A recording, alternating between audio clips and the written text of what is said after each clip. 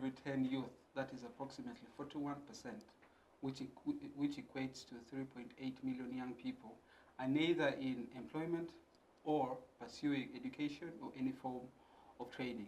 Tonight, we're talking about the state of unemployment in Uganda in tandem with the International Labour Day. And joining me to discuss this very pertinent and interesting conversation is a panel of distinguished ladies and gentlemen who will help us unpack this conversation and put perspective to it. But just before we get into the intricacies of the conversation, I'll just go ahead and introduce my guests, but also give them the chance to say hello. To my immediate right, I have a lady by the name Ms. Akello. You're most welcome, Peace. We're very happy to have you, and we're looking forward to having a very wonderful conversation with you. Thank you. Thank you very much, Jake. So happy to be here. And yeah, I look forward to, having the conversation today. Yes. Thank you. Right next to Ms. Peace is the current Guild President-elect of Kampala International University. He's also the President of the Hope Initiative Club at the institution. We're very happy to have you, Mr. Aineplani, but also an author. And we'll get to know about your book later in the show. We're happy to have you here. All right. Thank you so much, Mr. Drake. I am happy to be with you. Thank you. Okay. Right next to Mr. Aineplani, we have Ms. Faustina from Kyambogo University, a GRC, former GRC. Former GRC, former Minister for Justice and Constitutional Affairs. I'm glad to be here. I'm Faustina Nasirumbi. Thank you. Very happy to have you here, and looking forward to having an interesting conversation with you as well.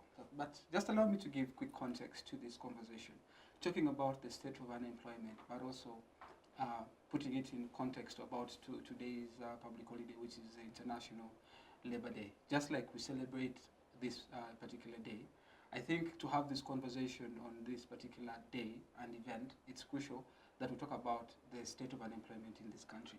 But let me just quickly talk about what the International Labour Day is about. So this day is commemorated in appreciation of the contribution of workers to national development.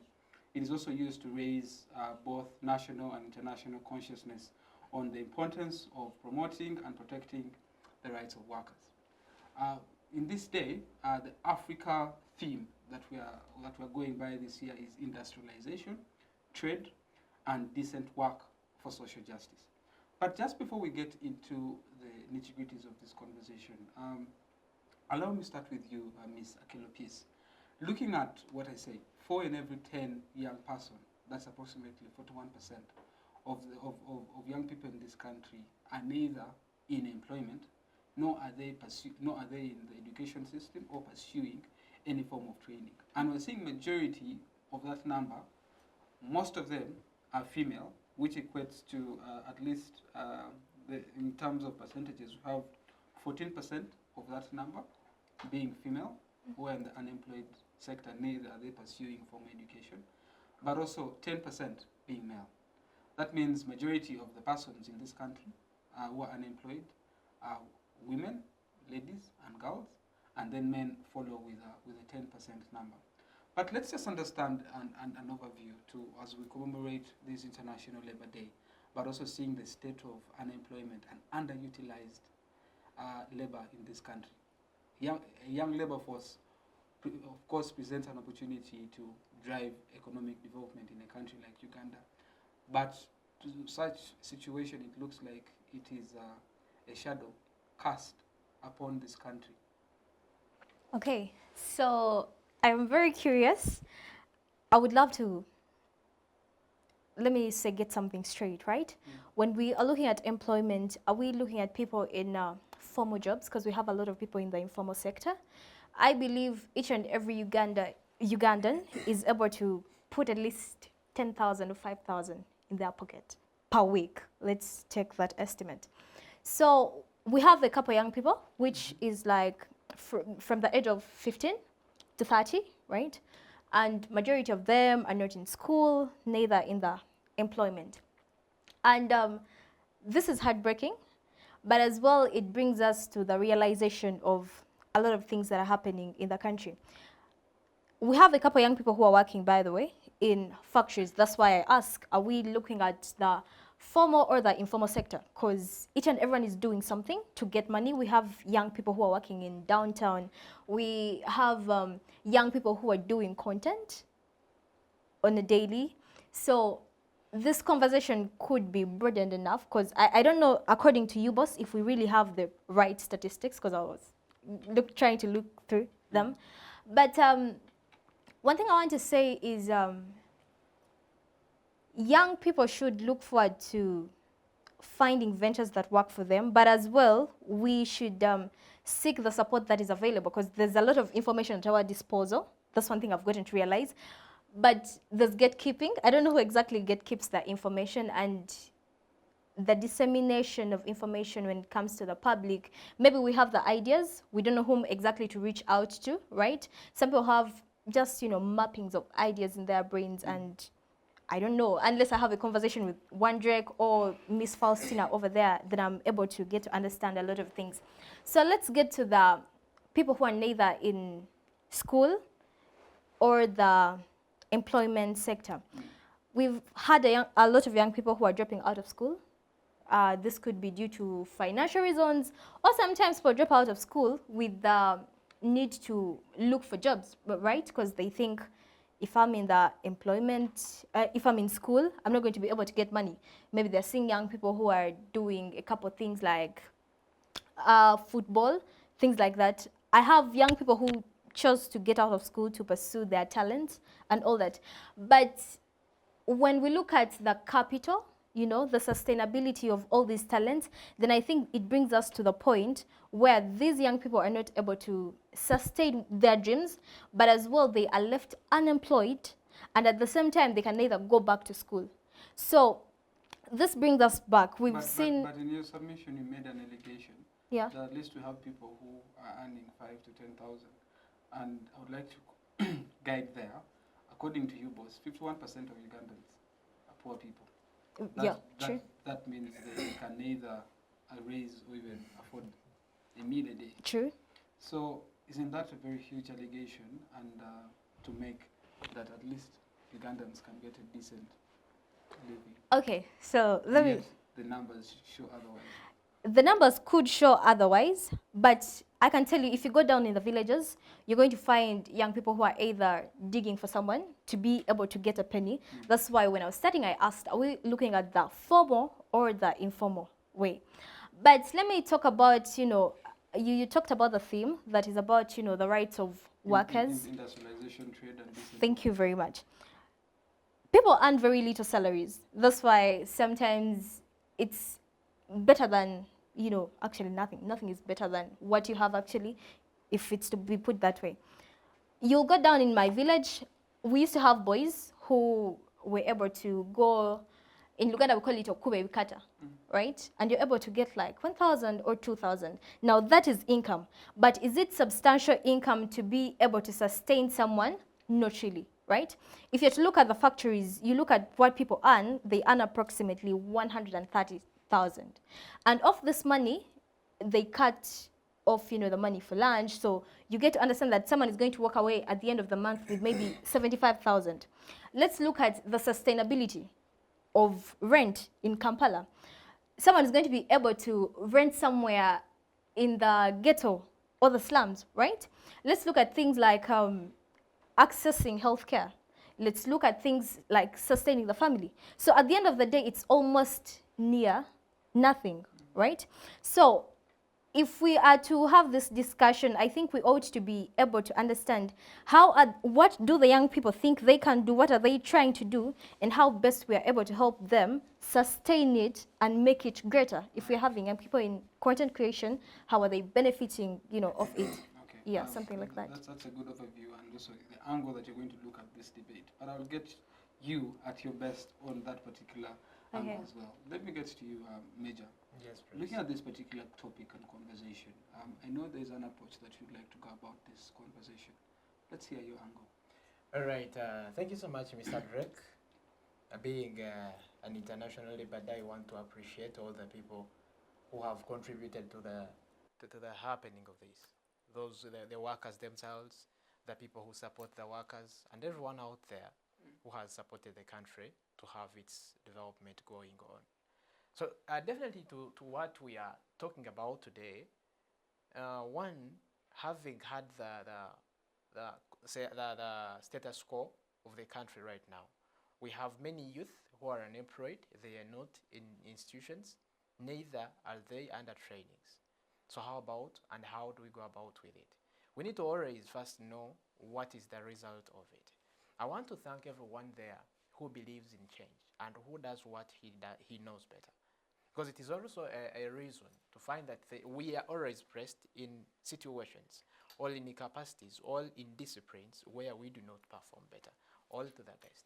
So how about with the youth, we need to first know why we have the unemployment rising day and day, here and there. Yes, at times we always blame the government, but it begins with us, the skills.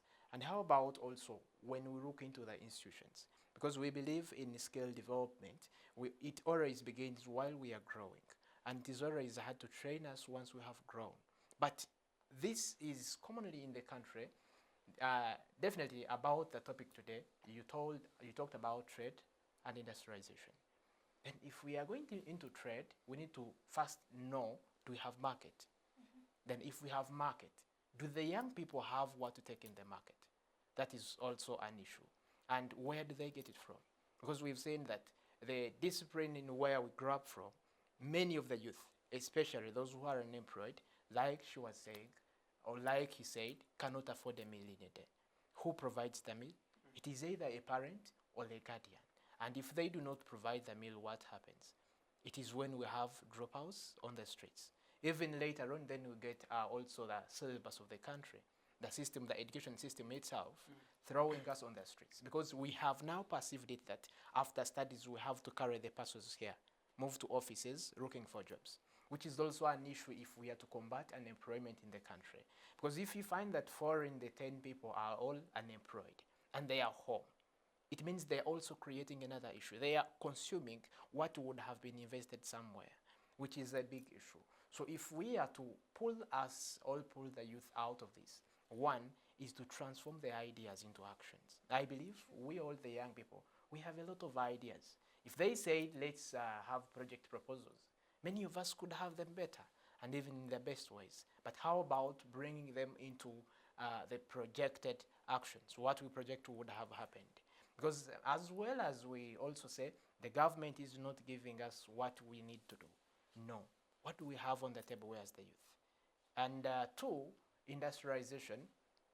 I being a law student right now, if I finish the course and I'm thrown on the street, I ask myself, what can I make out of my hands? Have I been trained to really be creative and innovative, to create something else?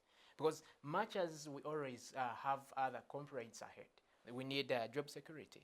But you're running to job security, yet you have not created any job.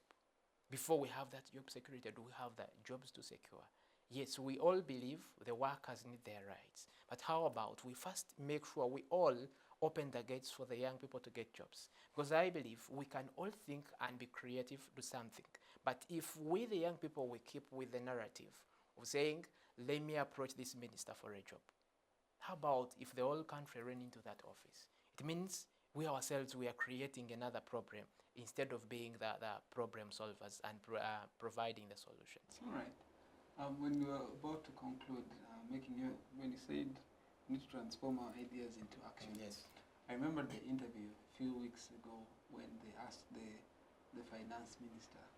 He said when they asked him that when they asked him a question regarding job creation.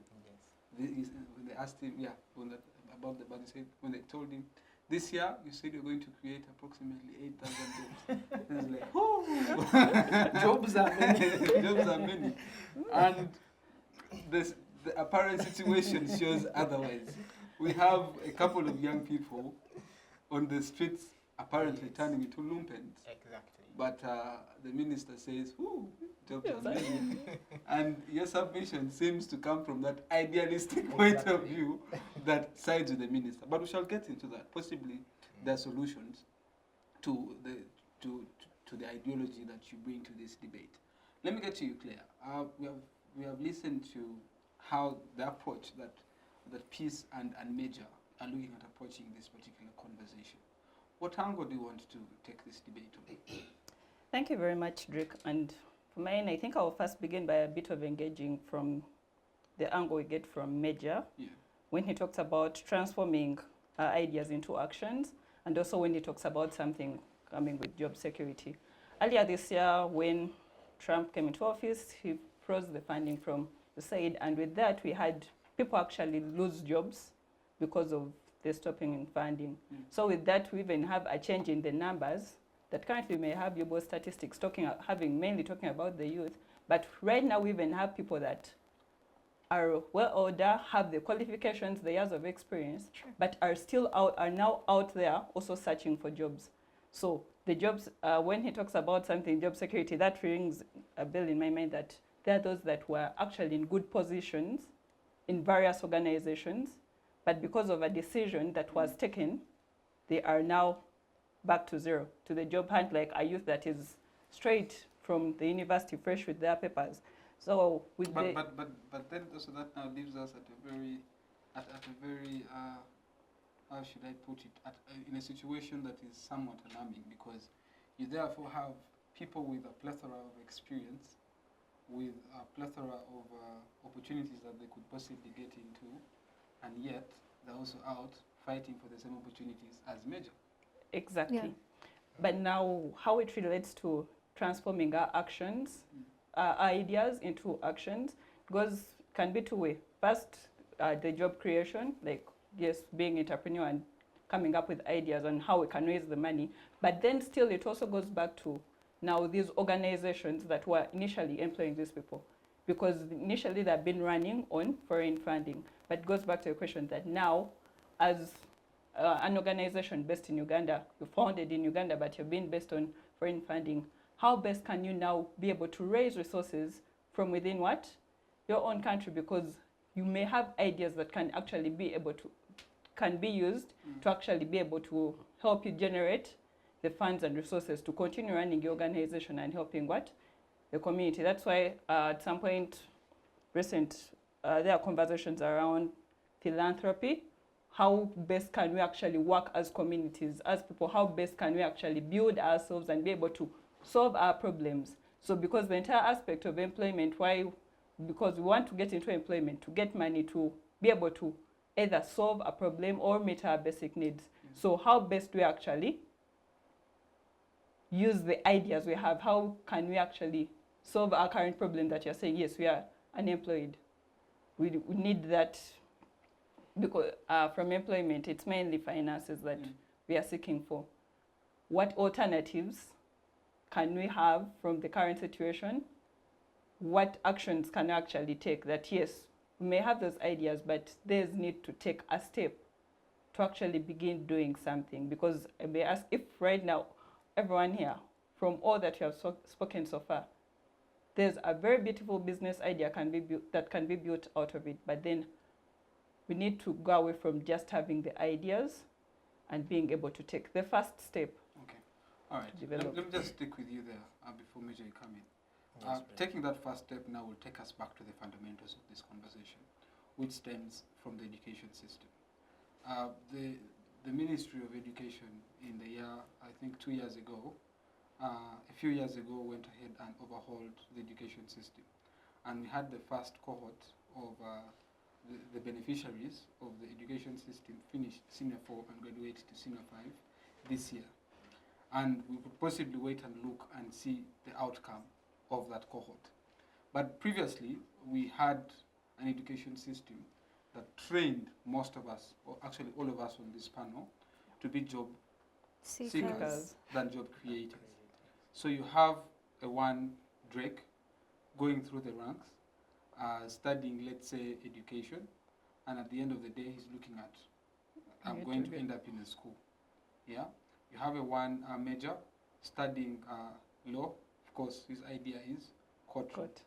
You have a one Claire going through the ranks of Kyambogo as, let's say, an architecture, and looking at entering someone's office to practice your designs. Not an education system that gives you an idea that with those skills that you have attained, you can go ahead and create your own opportunity and end up creating opportunities for others as well. Starting on that basis, the fundamentals of our education system, which at the moment could be a foundation of the problems that we are experiencing or facing as a nation. Let us speak your thoughts on that. Actually, thank you very much. Our education system prior now built, and it gave us an inbuilt fear to actually start. That I have the theoretical knowledge, but I don't have the hands-on skills. I don't know how I will start. I may have the idea of how to design a beautiful house as an architect, but I don't know how to actually now bring that house from my beautiful design in 3D and all that into an actual structure that is standing. But now, if we are to embrace the system that is coming on, which still may still need some changes somewhere, but then from the high school, these children are being taught how to actually at least do something practically. With that, they are trying to remove that bit of fear, that putting into context the theory they have and making it into practice. So I feel our education system initially is a problem, but we should appreciate the step that has been taken, that at least there are changes that are starting to develop, though the changes are gradual, because at least for now we have seen the first cohort for the UCE, the first 4 years, but then obviously now there's that gap that this HSC, the HSC also needs to, there needs to be a change so that they can be able to accommodate these that have gone through a different training, which change also now has to happen in our universities, the university system, that the universities be ready to receive these students that have been brought up in a different kind of teaching, away from the theory. That means our system needs to actually take yes, to be gradual, because they can't do it at one go, but a gradual change that I personally believe that by the time they finish their HSC, that is 2 years, after the 2 years, at least there has to be a change in the university, that the university is also changing away from the theory and having more practical. So I believe if you are building on that, you've been, I would say, senior 4, that is the foundation. At HSC, you're trying to raise the building. I believe by university, should be able at least to reach somewhere that by the time someone gets out of the university, they are literally just putting a roof on what they are doing. So you are removing the fear from them. All right. Major. Yes, sir. From the conversation that Claire brings up on Yes, this education system that we're experiencing, let's talk about equality. Over the years, we have seen a few schools in the central region dominate. Yes, please. The schools that we knew that were in the outskirts of Kampala and other districts of this country, that were actually powerful schools. In the north, you had the likes of Sacred Heart Girls' School, you had the likes of St. Joseph's College Laibi and Ombachi in West Nile. You go to the east, you had the likes of Teso College, Aloit, you had Tororo. You then come to the central. Central had a couple of them. You go to the west.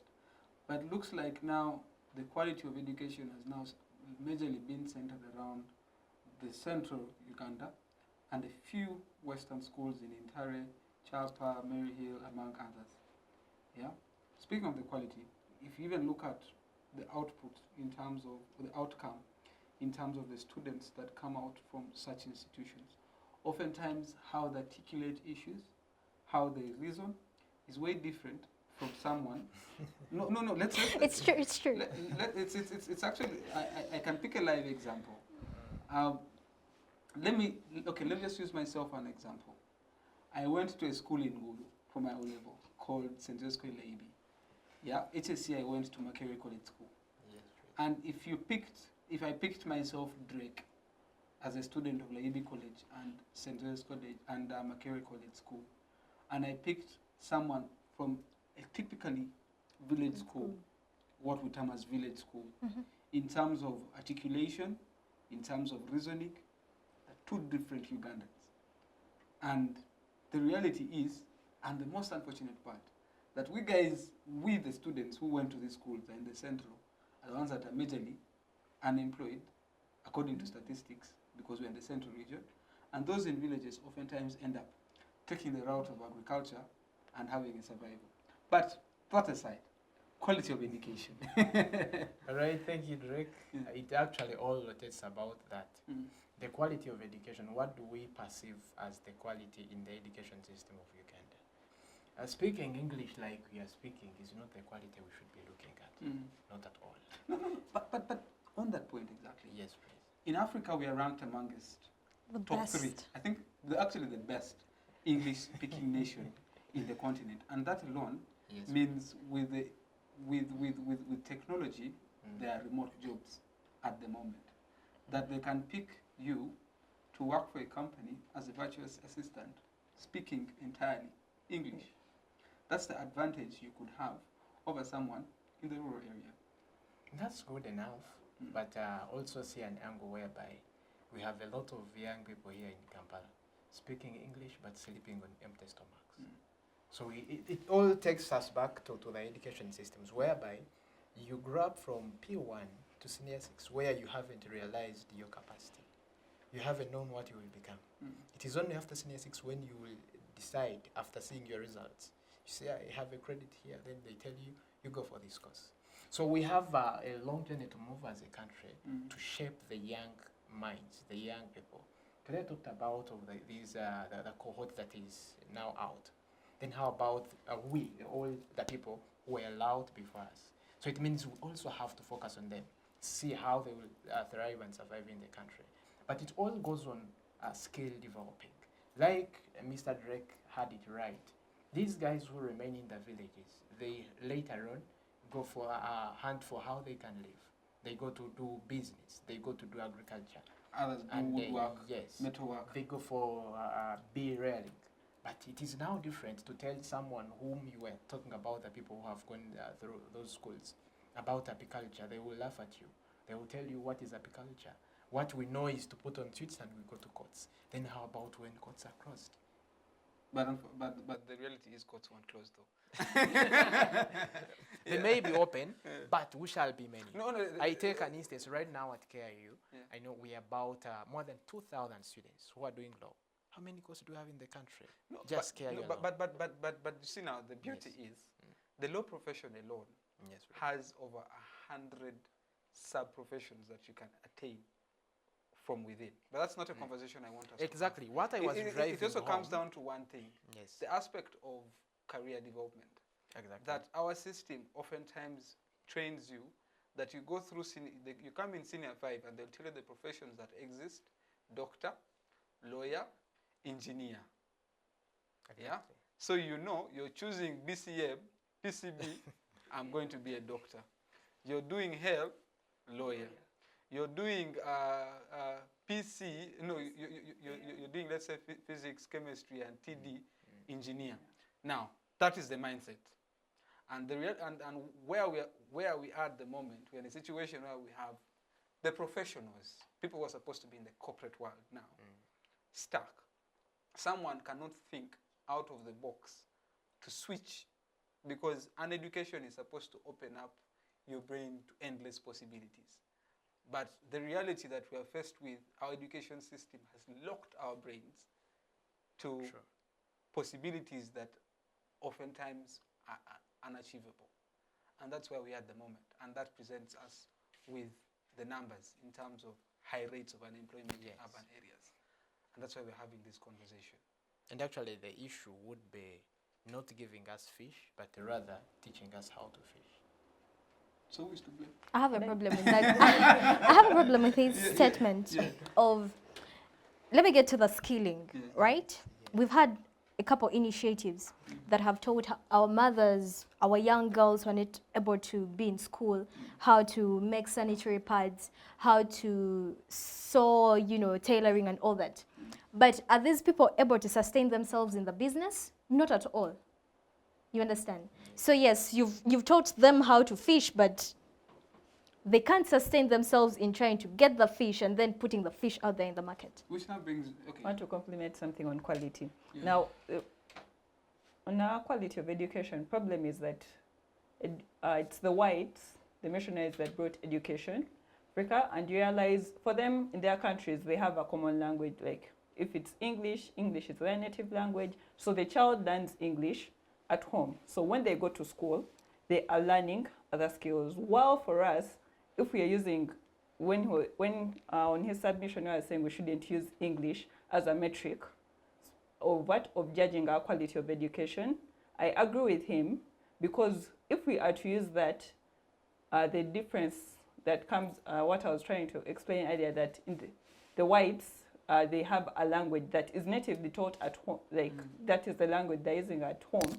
But now, here as an African child from the north, at home we speak my mother tongue, a different language. So I go to school and I have to first learn English. But then you also want to compete with Americans that maybe go to school and the child they are building on their potential capability. Yet on our side, we are having to compete on two things. You want to judge the quality by someone being able to speak English, but not judging them on their skills. So I feel Problem solving. Thank you yes. very much. I feel for us, in order to be the best metric to judge quality of education is being able to actually have skills development that can actually solve our problems. Do you agree that just by speaking your English alone, you're in position to succinctly relay information on a solution to a problem? Yes, it can, Thank but you. then Do you believe that with your ability to speak English, you're in position to reason and put the proper words to a... okay, it can still Right, be. no? And oftentimes, people are looking for problem solvers. You have seen employment opportunities when they're trying to advertise, they talk about problem solving as a skill. Problem solving doesn't mean let's say when someone wants to fix coffee in the morning, and then the socket, they come and try putting on the coffee machine and it doesn't work. Yeah. Then for you come and then turn on the socket and it works. That is one aspect of problem solving. Problem solving could as well be just by how you look at a situation, assess it, and relay. Now, someone who cannot succinctly communicate, will they solve the problem?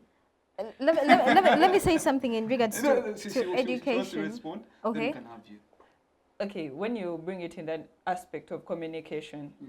I'll agree that, okay, the English speaking could also be, because it's so it helps in our communication, but then it should not be the sole metric for judging the quality. That is it, because even China itself, it was at some point colonized by the West before they took control back. And you see where they are today. Their education system is one that trains you to be what you want from a young age. Yeah? And here we are, still with a system that they left us with to date. Until recently, when we tried to change, we're yet to see the results. But you had something to say. Okay, so I just wanted to say something about, he said something earlier that I wanted to comment on, but let me start with the education. Yeah. When people talk about skills, we are majorly looking at the hands-on skills, right? And people are forgetting about the soft skills, which in this day of tech and all that, I believe soft skills are far much more needed than the hands-on skills, by the way. That if someone has soft skills, they're going to be able to develop the hands-on skills. But let me get back to him. He talked about, the market and job creation. Ideation is a very beautiful thing, but it's so nice when we get down to the implementation of things, how things are working realistically, because we have very beautiful ideas, but now getting things off paper and putting them into action. Look at the programs that the government has had over time, skilling initiatives, Operation Commonwealth, and all that. What is failing them? Because you're going to realize that there are challenges and there are failures, right?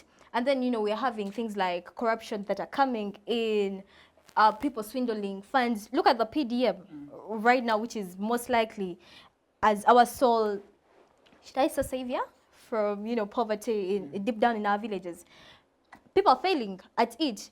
The right people actually who are meant to get these funds are not getting them. It is whom do I know, right? I know someone, so I'm going to be able to tell Faustina about a project that is brought about by the government and leave him out because maybe either he's not my friend or I just don't know him, something like that. So I think before we get down to talking about teaching people how to fish, we ought to be able to understand that there are a couple of various things that can be done. But how we are making this nation able to accommodate a person who is a content creator, right? A person who is a thinker, a person who is able to make woodwork, because not all of us are going to get into woodwork, right? When we talk about people getting into agriculture, what someone else is going to think about is holding a hoe. I don't have land, you get? But maybe the skill that, of the skills I have, I could be able to develop an idea about value creation. So to me, it's us getting into the diversity of something, not speaking about things from the point where we are at. Okay. Yeah. Just before we go into the break, I would like just to introduce an aspect to this conversation. We oftentimes see when you go to the airport, lines of young girls leaving this country, going into UAE and other countries as maids, and that is what the export, the labor export that we are taking out to the world. And of course, thanks to the labor export, we have seen in the year 2023, a ton at least of 25 billion shillings was repatriated back home as, of course, the migrant workers who went to those various nations sent back into the country. But relating the quality of education and what we're exporting out, you find someone, senior 6, they can't really go further with education. What the only option they have is get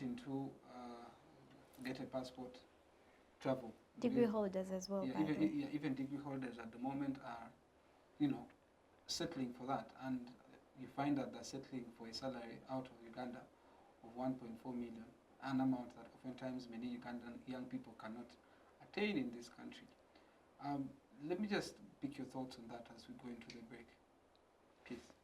Okay, so it has always baffled my mind, but if there are opportunities out there, people ought to get them. Let me say, for example, when China comes in Uganda and they have a contract, they are bringing in their own people to work in Uganda, by the way, for the certain job specifications, which I think our country should venture into that, or see how best, sit with policymakers and see how best we are taking, how do I call it, professionals out there, more than people who are just going... Professional labor exports. Yeah, other than people who are just getting into, being housemaids and security workers. There are lots of opportunities out there. When you look at the healthcare system in the UK, right? People from Africa go in there, to get the jobs. But there are always limitations. You find some specifications, you ought maybe to know the German language or the English language and all that. And we have a lot of nurses who are not able to get the government jobs. How about we sit down and be able to look into our frameworks, collaborate with other governments to see how we are exporting the professional labor, right? The issue then comes down to one thing, the quality. A country like the United Kingdom wouldn't mind taking your nurses, but is the quality, will they meet the standards that they want? Okay, so let's get back. We have getting back to the quality and standards. It is really heartbreaking because sometimes they're going to consider the work experience, right? And maybe compare with the work experience of people who are already there. But it comes back down. Even that aside, besides the work experience, the exposure that we have in terms of the machinery that even we use in our hospitals. No. But look here. What did you know your PCB students to do best in senior 6? If it's cutting rats. Thank you. There's a way they used to term it. It was some nice English word. What? Dissecting. Dissecting. That's the only thing that's what UNEB used to bring, dissecting the rat. Okay. Not to downgrade our education system, but guys. Let me talk to the young people out there. One thing I want to let us know is that we should look for information that is sacred, right? the information we don't attain from school is basically the information we need the most, more than what we learned of the chalkboard and whatever. For some of us, we use chalkboards. Some people use whiteboards. The thing is this, there's AI, right? Now, let me walk away from the healthcare. We shall get to that at let some point. We shall get to that. No, Let me just hold your thought no. process. Just keep that thought process because we shall talk about the future of work. But Claire, you have something to say before going to the break. Talked about the quality of our education and our export of labor. I feel why we have very high levels, very many people going out to go to UAE to work as maids is because in relation to our quality of our education system doesn't give you that that confidence that you can actually do something without having to be out there. That because Where this is the someone capital? Eh? Where is the capital? Wait. Okay. Where is the capital? I will answer that. But then this is someone that you have attained basic education. If I'm to give an example of degree holders that are going out there to work as maids, you're going out there to mop someone's house, do their laundry, cook for them food. That is the basic life that you'd still do for yourself out here. But you feel your country, you don't have a platform to gain money, but you have attained the education system. Why? The wages that you're paid. Thank you. The wages, because I think the conversation also we need to talk about is the wages in this country. A few days ago, I was telling her before we entered into the show that a Buddhaman was telling me in this country, you work so much for so little. True. That's very true. But then now, even the wages, it's because our education, the quality of our education system is still low that people don't actually see value in it. That is why people are actually being paid less. You'll say that you have a scenario where... But you have legislators receiving over 25 million. Now, and we have cases of legislators that have a minimum of a senior 6 certificate, and they're getting millions of money, and you have a master's or even a PhD person that is working somewhere, and their salary, worst case scenario, sometimes may even not be 1M, or if bare minimum, 1 million.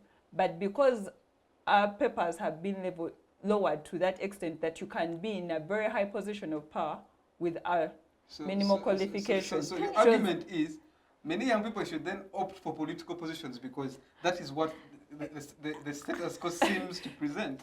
It's what our status quo is presenting, but it's something that we need to change if we want to actually add value and have a different level of quality for education system. Mr. Drake? Yes, sir. I think while we are pinning on our perspectives, we need to look on the people who go there. As you say, the quality and the standards. Because I believe here in the country, if I can majorize about the doctors or the nurses, mainly they are taught how to prescribe drugs. And yet the other guys where they are going, they are the ones who make those drugs. So I don't really think they will come for doctors to prescribe because they already know what they are doing the other side. So it comes back to the quality of the education we give here in the country. What do we teach the doctors? So if at all, before we even think of exporting them, what strength do they have? Can they sit down here in the country and also start up their own industries, drug industries, and start making their drugs before we look at exporting that labor outside? Then while we reach there, because we need to look on what we have here in the country, why it is impossible, and then to why they go the other side. Reaching the other side, we also have to look on the conditions they work through, living around the wages, the conditions also. We find, yes, we have taken their P7, Senior 4, and Senior 6 dropouts. It is what they are meant to do. Because we shall not say that when they reach there, let them go in hospitals. If they do not have the qualifications, that is what they can do better. I have an argument. I want to correct something. Okay. So we need to also first see in the country what we have here, what we are teaching, and what we are exporting. I believe lawyers from here in Uganda go and work in Kenya.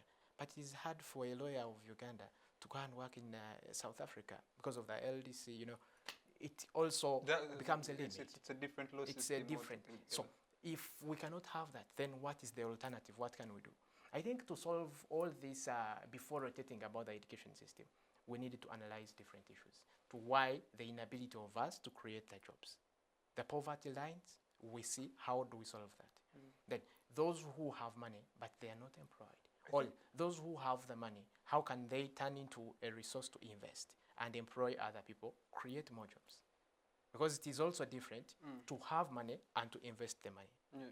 Even where you invest the money, how to transform that into a bigger thing. We can do our local industries here. Yes, true that we do not have the resources, but even the little resources the government gives out, and luckily enough it falls in the right hands. Is it used in the same way it is projected to be used? All right. Let's just quickly go for a short break. I know you're burning peace with, just note them down. We'll come back. Let's just quickly go for a short break. Please stay with us. See you in a bit.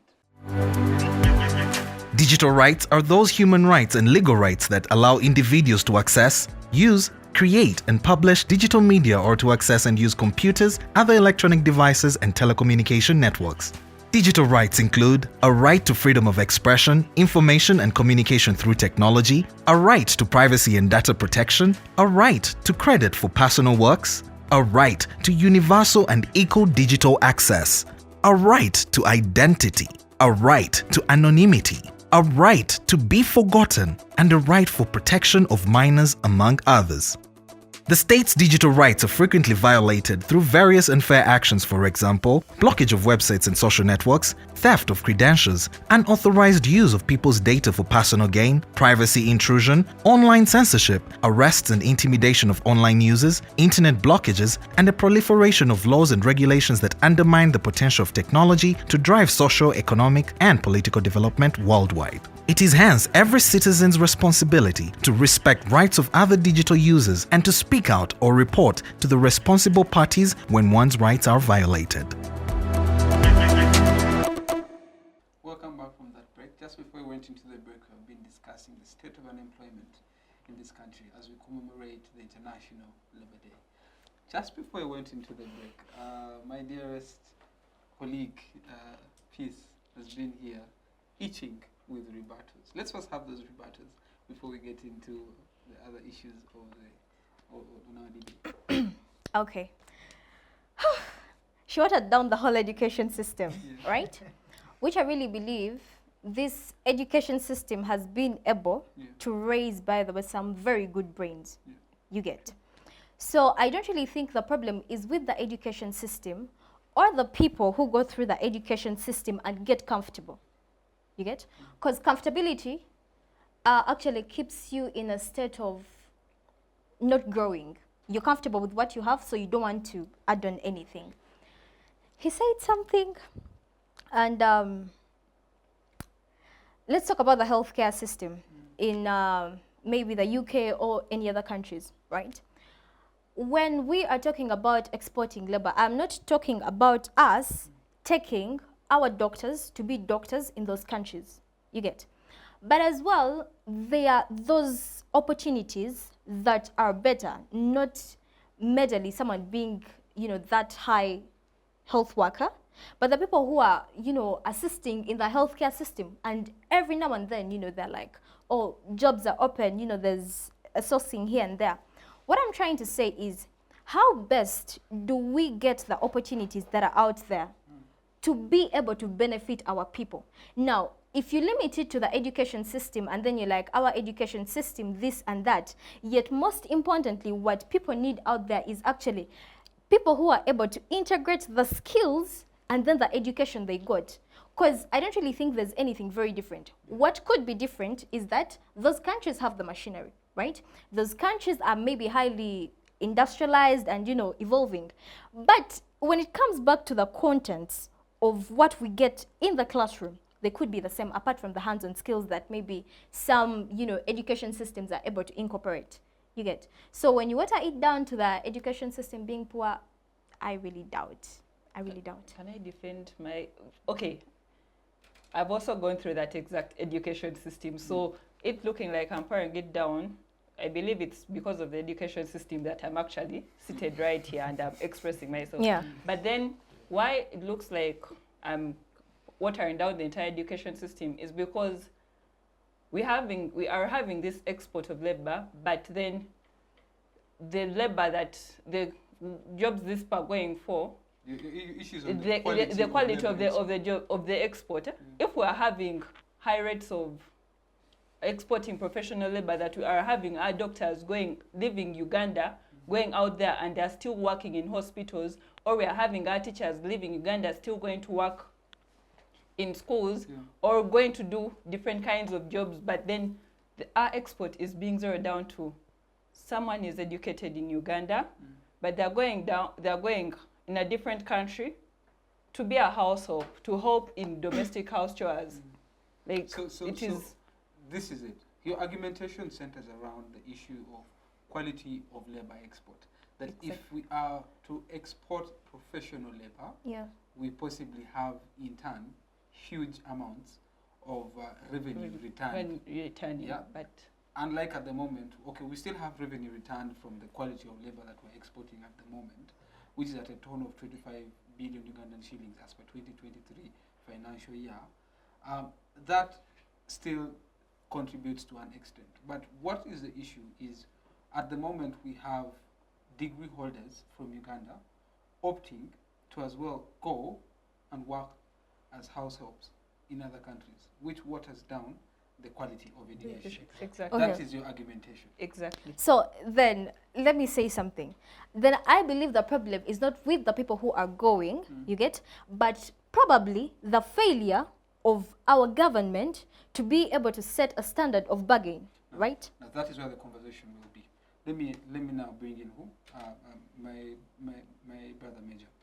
The issue is now we have labor living in this country. Yes, please. And labor is a very crucial aspect that runs an economy. Yes, please. And Uganda is richly endowed with the second youngest population in the world. Yes, please. That means in Uganda, you can be in position to access cheap labor. Yes, please. Yeah? You can be in position to employ as many young people as possible, pay them a decent wage at a cheap rate in terms of global standard, Yes, and have your work done. But at the moment, we are having a very huge number of young people leaving the country, going to develop other nations, and at the end, we are losing as a country. So my question is going to center around the interest in retaining the labor we have as a country, because at the moment we are losing out on abled young Ugandans who could possibly drive this country forward to other nations. All right, thank you, Mr. Drake. I actually would have had no any problem with the people who go outside to do their jobs there, but later on gain skills and bring them back here in the country. If at all we had doctors to say, let the doctors move out there, and they come when they can manufacture the drugs, it could be the best. Now the problem comes into when they continuously keep going there, and two, yes, we get the returns, which is also good, but we should also get interested in those people bringing back the skills they learn from there. Because I believe those countries have machinery, as she said, of which we still lack here. The level of technology in those countries is far different from the level of technology we have here in the country. So what about if people went there and brought here people who have skills? It always hurts me and maybe other Ugandans to find that while we want to build the roads, we go and bring engineers from outside, from China. But oftentimes this happens because of the agreements that are in place. Exactly. You see, there are certain roles when you're constructing, let's say, roads. The oil thing, the oil plants that we have, certain roles that most of our Ugandans do not have that experience. Exactly. So we have to get that labor to implement. That is my point. But also, you so find if we had those people, we we couldn't have gone there, but we go there because we do not have them. So how about even if these people went there, but they come back with the skills, to use them to create more jobs for others? Because we go there, we hire those companies because we do not have the people to do it. Right away from now, you cannot. It is hard for us to get the engineers to build trains around. So it means if we need a train, we definitely have to go to China to sign a contract with a Chinese company, come and do the work here. So we also have to construct different narratives when it comes to that topic.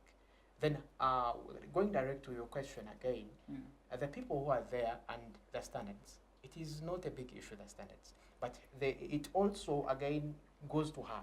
Like she said, you find a degree holder in a kitchen cooking in the UK or the other side. It means we need to strategize here back in the country and retain the people we have. And how do we do? So if we cannot, that's when they run away. Because here in the country, you'll find you have a degree, true, but you're staying stomach hungry, which will force you to go outside there. It goes back to the government to sit to negotiate with those countries. When these people are moving outside, know what are they going to do. Then be able to press them where they have the best capacity. Because at times they are desperate. You find a person from Uganda, a young person from Uganda, has a degree, has a master's, but has 10 years down the road without getting any job. The person becomes desperate and actually runs to even cleaning the toilet, doing anything, which is okay, but it also undermines the education system of the country. To find that we have people who have PhDs, but what they are doing there is far different from what they should be doing. Okay. Claire, the future of work in this country, but also globally. We are talking about the theme of industrialization, trade, and decent work for social justice. In an age of the fourth industrial revolution and the age of AI, we are seeing robots are taking over the world as well in terms of in the manufacturing industry. AI is also it's having a very huge revolution as well. We are already a country experiencing high levels of unemployment, and we are having this at our disposal. Future of work. I'd like to pick your thoughts. Is it a game changer? Does it threaten us as a country? Are there opportunities to look at?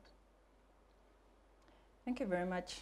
It's actually an interesting question that I need to first somehow think about it, but then the opportunities are there, but then we haven't yet embraced them as opportunities.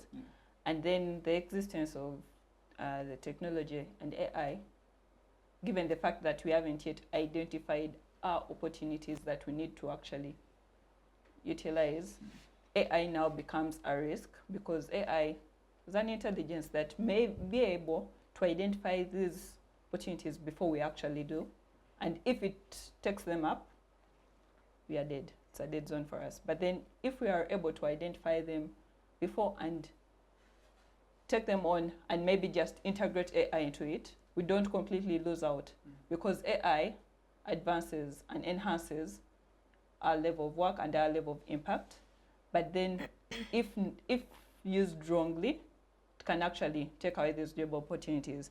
I believe it's a discussion we had before you came to the show on agribusiness, that there are a lot of products that can be made out of different things that we are producing as a country that, if I remember right, in SST, they used to tell us agriculture is the backbone.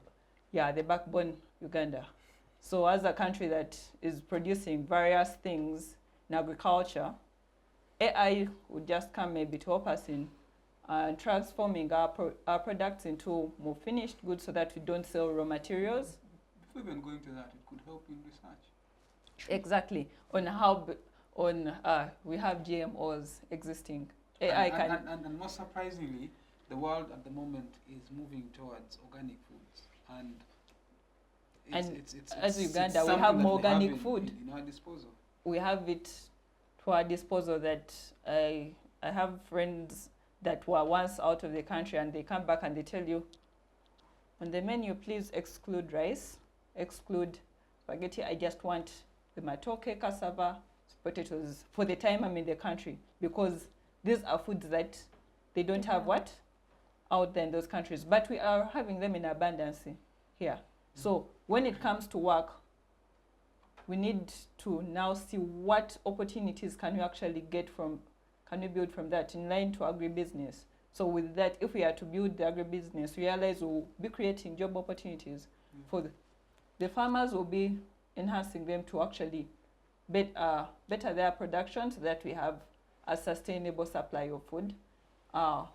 Walking away from exporting raw materials, embracing technology on how best can we now process these foods to more products that can even be accepted in outside countries, because you may not be able to, a white may not be able to eat matoke, but they eat banana crisps.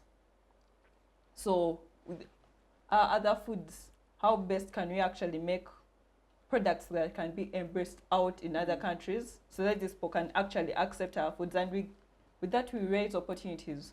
That means we will be able actually to also meet up with the industrialization, because if we are adding on quality, obviously have to build industries that will process those foods. So it's a matter of us actually identifying the opportunities that we have in our already existing system and see how to integrate the advancement in technology and be able to raise opportunities. But if we don't, we are at a high risk of being taken up by the technology itself. Yes, please. When we listen to the argumentation of Claire in regards to the future of work and how we can embrace tech in agribusinesses in this country, it's quite phenomenal. And then that brings me to talk about the opportunities that the continent presents. And as a country that is quite endowed with a very good climatic condition, with 2 seasons in a year, rainy and sunny, where we can be in position to produce numerous agricultural products, from the hills of Kisoro to the rocky steppes of Arua, presents a very huge opportunity, which presents something I want us to talk about the African Continental Free Trade Area. Uganda is privy to that agreement and moving towards that Vision 2060, where we have the continent harmoniously trading together.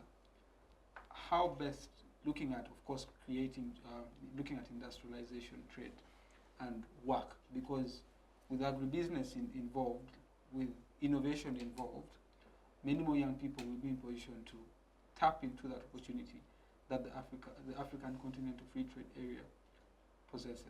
So just want to pick your thoughts on the issue of 1, young people getting involved in innovation, 2, agriculture, and 3, technology.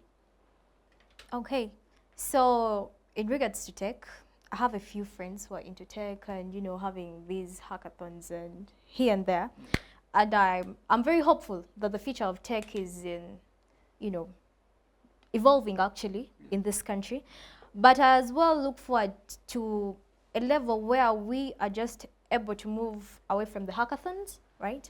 And, you know, be able to produce products or services that we can use other than, you know, services that we get of other people. But let's talk about young people getting into innovation. I am hopeful. A lot of young people have ideas out there. I don't know how best they're getting the funds, because there's a limitation of funds. I don't really think young people are, how should I say it, are short of ideas. But we ought to create a pattern where these young people are able to reach the right people to get the resources to be able to sustain them. But one issue that as well baffles me is that when you get down to know the people who are engaging in the bigger businesses, right, you're going to find the young people or our people down in the villages getting peanuts of, you know, how do I call it, of the agricultural products they produce, right? If my mother produces millet and she's selling it to someone who's going to in turn sell it to someone, and then, you know, someone who's going to get it to the people of the factories and people who are going to make products out of it or export it, you're going to identify that our people down here who are into agriculture are not actually in the market economy that is bringing in cash, and, you know, they're not getting value of it. So we as well ought to be able to sit and say, okay, if this is what we have that's available, how effective is it? If it's not working, how best are we getting it to work? Because we are not going to discuss agriculture and innovation, yet the people who are already in agriculture, you know, who are doing it actually down there are not benefiting from it. And in the end of the day, let me talk about, you know, the coffee, right? We saw, you know, the coffee developments. We saw Parliament investing into the coffee factory in Ntungamo. I read in the Daily Monitor about the factory actually that was non-existent, but Parliament was still disbursing money to it, you get. So it brings us down. Maybe we have the resources, but are they doing the right work? So other than us looking at the ideation bit of it, we ought to look at the implementation bit of it and how these ideas are coming to reality, because I believe we can talk. I've listened to lots of beautiful ideas. We can talk today, tomorrow, but if on grounds things are way different, then we are doing ourselves a disservice actually. But I'm very hopeful. You talked about, you know, Africa reaching a level where we are able to, you know, trade with other countries. We are already at that level, but the issue is we are not producing enough. We're not producing enough. Now, let me tell you something. We talked about Uganda being one of the biggest, actually our biggest exports, let me narrow it down, is fish, gold, and coffee, right? But the value addition chain, are we getting off it? So I read something, I'm going to consider it propaganda, in a blog, right? Not from the mainstream media. And it talked about iron ore, right? So it says there's a gentleman who's an investor and they process iron ore in Kenya, right? But how they buy this iron ore off the people, a ton is bought between $7 to $10.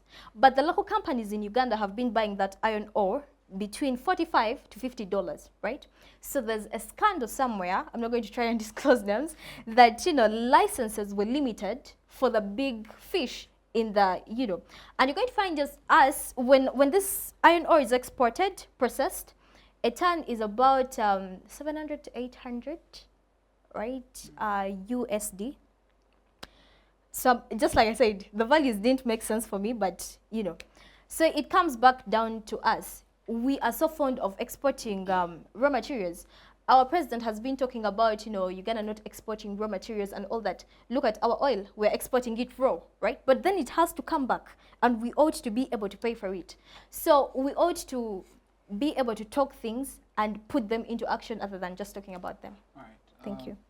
Major. Yes, sir. I'm just going to ask you about solutions.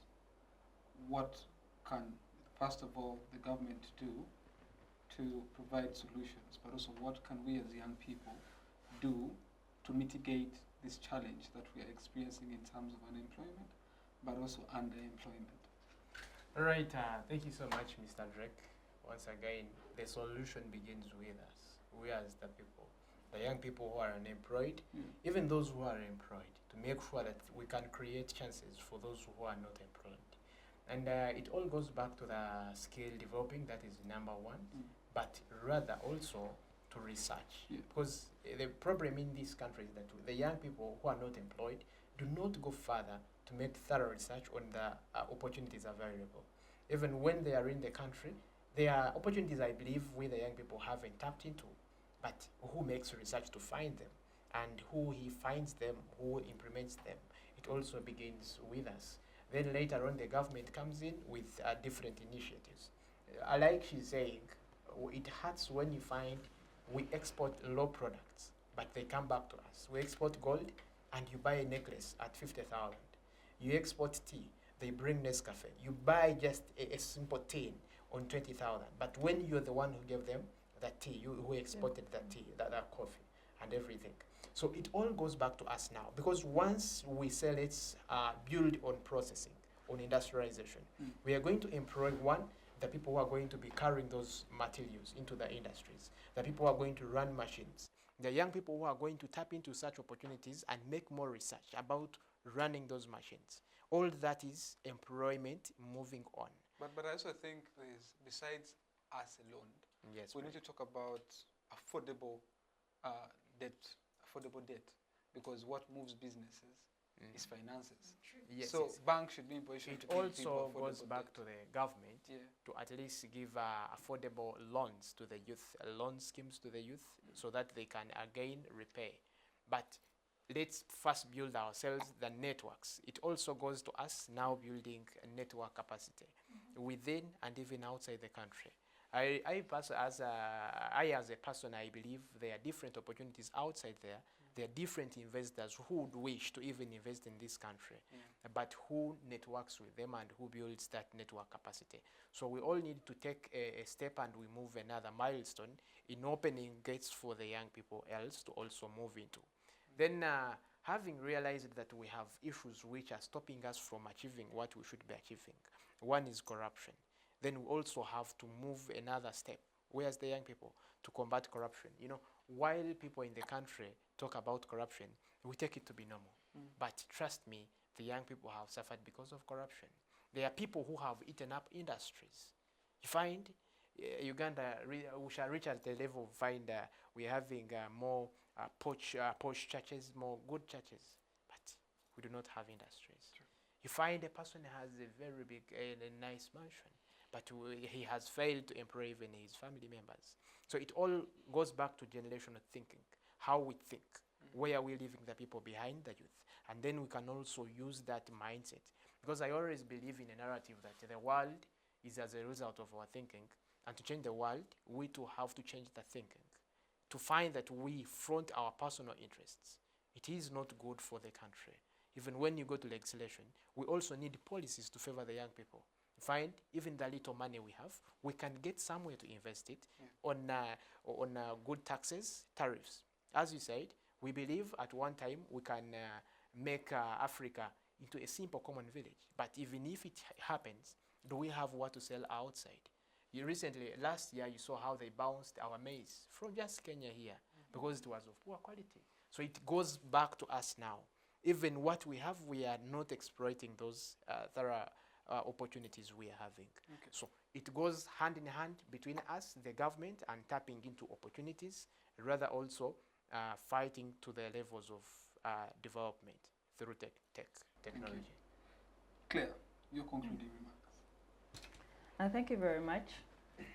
First, add on, I think, just re-emphasize that the perfect solution to this entire concept of unemployment actually starts with us, because we cannot drive change by having 1,000 conversations, because these conversations literally at the end need actions to it.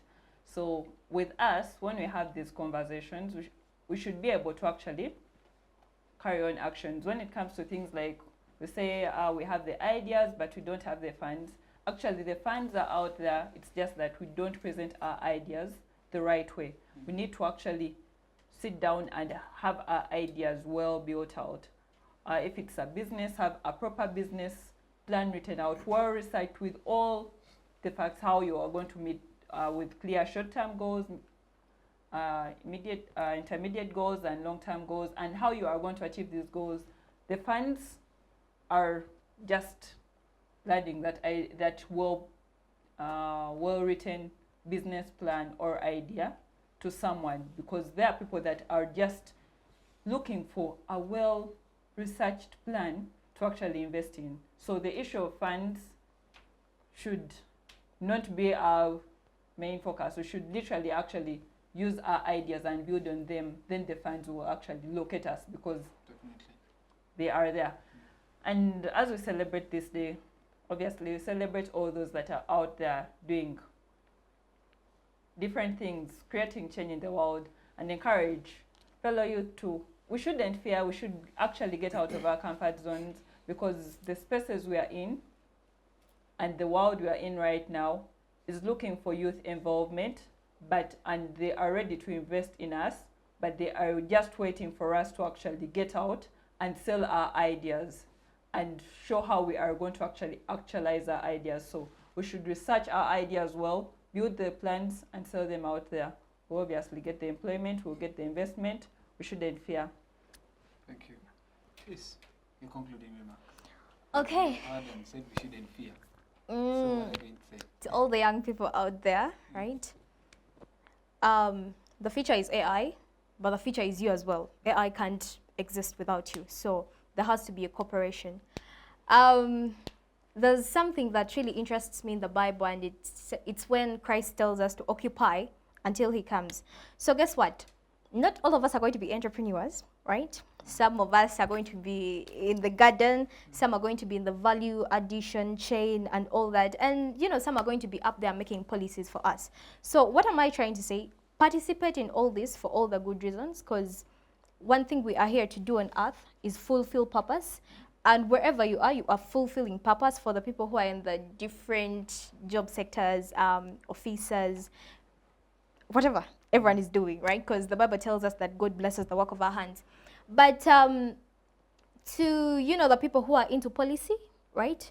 we pretty much prefer that these things come back down to the young people. I really appreciate conversations where we are not just having the young people who are educated, but if we are catering for the young people, we are talking about the age bracket of 15 to 30, right? So let's have the young people who are 18, 15, so that we are able to have a couple ideas to choose from. Because guess what? In other countries, people are millionaires at 16, at 17, so meaning anyone can have an idea anywhere. But yeah, as we celebrate this beautiful day, we celebrate you all who put a meal on the table, whoever is hustling and toiling. It's worth it. It's worth it. At the end of the day, we have to survive, and that's what we are trying to do. So yeah, thank you. Yes, the only gentleman on the show. Right, thank you, Mr. Drake, and my dear colleagues. Yeah. You know, one time, a pot was discussing with a drum, and the two had disagreements over how they toil. So the drum said, I can act as you, then you also act as me. And when the drum was put on fire, like the pot is always done, it had to get burned. When the pot was taken to church on a Sunday, the first hit, it just got into pieces. What am I driving home? We all have different capacities, but let's learn to to know where our capacity lies. I believe there is what Mr. Drake can do best, and I also have what I can do best. In your own field, please do your best to make perfect what you are able to do. To the people who are watching us on such a day, treat your fellows as you would wish to be treated, especially to the people who employ the maids or who employ the people under them. I believe one day, one time, a maid can employ your son, or can employ your daughter. And specifically as the guild president, dear my KIU villains, whoever is watching outside there, let's participate in the development of the country. If it means bricklaying, let's not undermine the jobs. Let's do whatever thing we can do to have development in the country. I believe this has been a very nice show. Thank you so much, Mr. Drake. I want to wish all of them a blessed Labor Day. Yes, as the guild president concludes his submission, I'd also like to say congratulations on your publication of the Winds of Change. Second book. And of course, you can as well support him and get the book. Exactly. And I'm always happy to have you on the show. Thank you. Thank you very much, Claire. Thank you very much, Peace, for showing up. It has been a very wonderful discussion. And to you all Ugandans and people who are enjoying today, please celebrate the day, and the people who, as she rightly put it, those who put meals on the table, whether in the formal sector or informal sector, you're all celebrated, and you're all, put into prayers as well. Otherwise, it's been a very thrilling and interesting conversation brought to you by Center for Constitutional Governance on Civic Space TV. To the technical crew, thank you very much for making this possible, and to your dear esteemed viewers for always watching and following the shows religiously. My name is Douglas Onen. See you next week, same time, same place. Bye-bye.